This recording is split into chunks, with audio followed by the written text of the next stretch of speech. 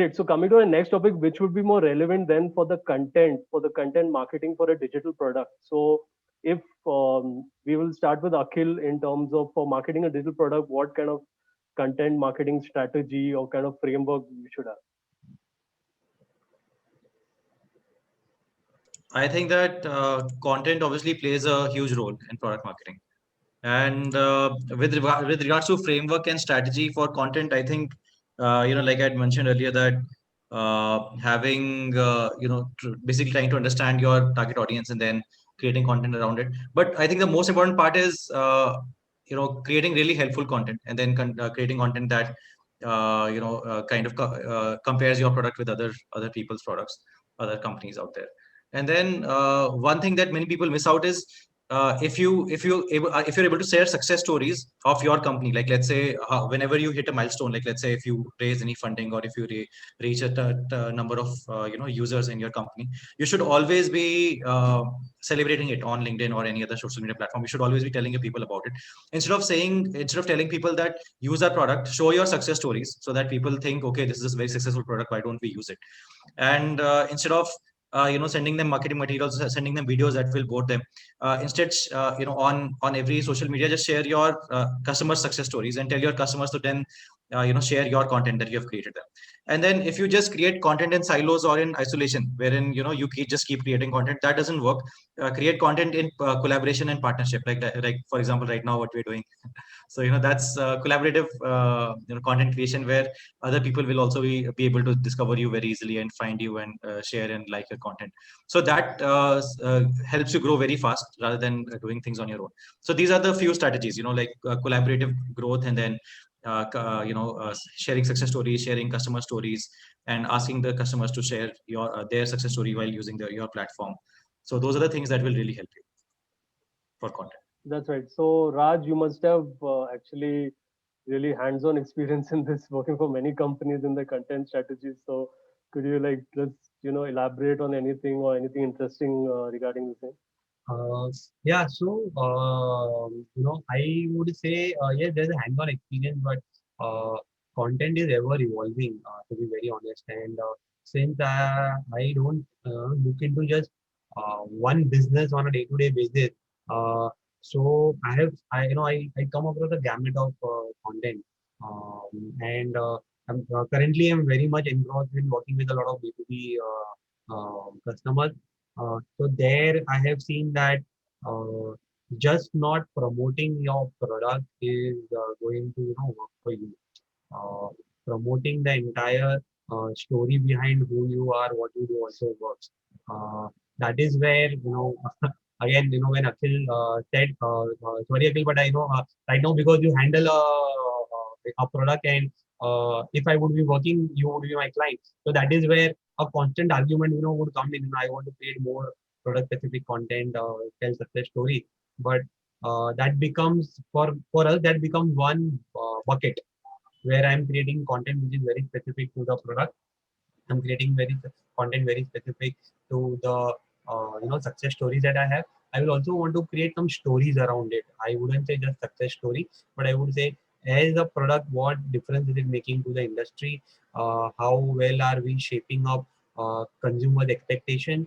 How do we say that we are just not providing a solution, but there was a bigger problem which we could identify, and this is what my product is going to do.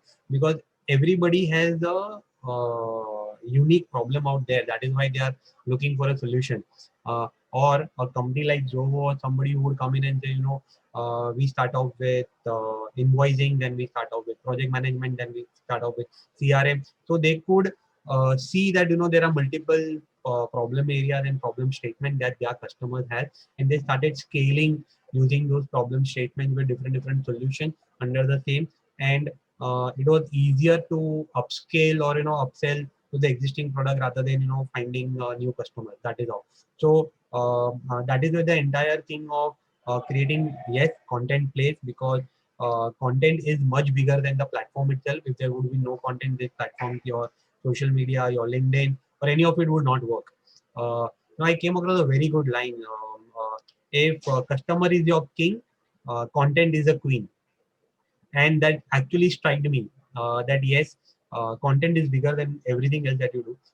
As far as the content is good, content is relevant.